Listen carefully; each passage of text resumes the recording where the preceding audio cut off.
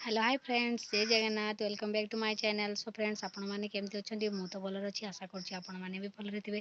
सो जो मैंने मो चैनल नुआ अच्छा जल्दी जल्दी जाकि सब्सक्राइब कर दिंतु लाइक शेयर कमेंट भी कर दिंतु। तो एबे तो यहाँ वर्षा दिन माने वर्षा दिन हेले माने छतु एबे हवा स्टार्ट हुए तो छतु बहुत टाइप रो छतु होची। तो जंगल में केते प्रकार छतु हुए आउ जानते आपण मैंने तो पाଳରେ केते पाଳରେ भी छतु हुए। तो पाଳ छतु आज आम पाଳ छतु तो तार रेसिपी आपण मानकु मु शेयर करबी। तो केमती करूची चलंतु आपण मानकु देखेबी। तो सो फ्रेंड्स देखंतु एबे हमर पाଳ छतु अणा हिची। तो देखंतु ताकू को प्रोसेस रे केमिति करा हबो आपण मानकु मु देखेबी। तो मो सहित सेमिति रहंतु। एडी देखंतु पाळ छतु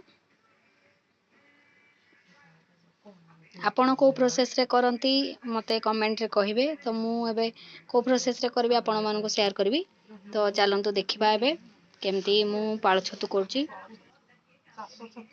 एडा चाष छतु नुह एडा रियल छतुडा माने वर्षा दिन रे जेमती पाଳରେ हुए सेडा एबे हेची वर्षा पई बोली पाळ छतु हे जेची।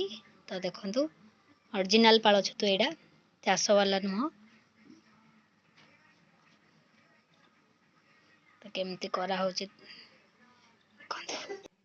सो फ्रेंड्स देखंतु छतु को एबे माने बाहर करिकी ताको धोईकी हळदी पानी रे धोईकी एबे रखाई जेची। ताको एबे मसला बटा हेकी माने रखाई छी। तो चलंतु केमती करा हबो आपण मानको मो शेयर करबी।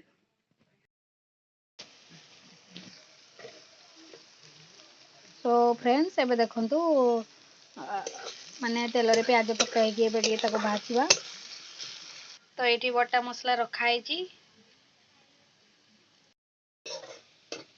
तो देखंतु एबे प्याज माने नाली भाजी हे गलानी। तापरे एबे मसला पके दबा।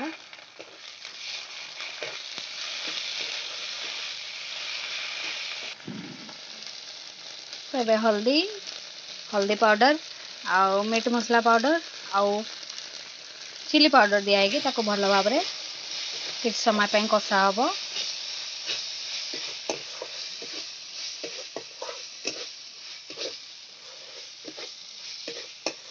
कषि होला परे तापरे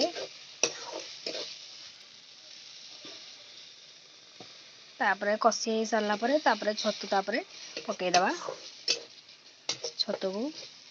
तो एबे देखंतु मसला कषि हे गलानी भल भाव रे। आमे धोई की रखी दिया हेतिला छतु को धोई की रखा हेती ताको एबे पके दबा।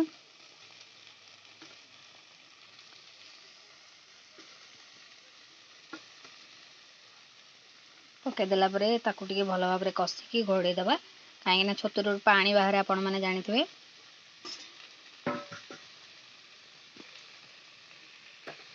तो स्वाद अनुसार लुण दिया हबो। एबे लुण आगुर दिया ही नथिला एबे दिया होची। ताको भल भाव रे घांटी दबा घांटी देगी तापरे किछि समय पई घोड़े दबा।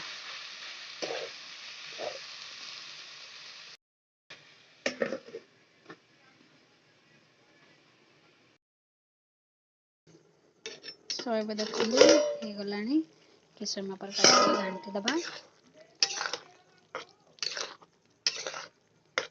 देखंतु एबे हे आसिलानी।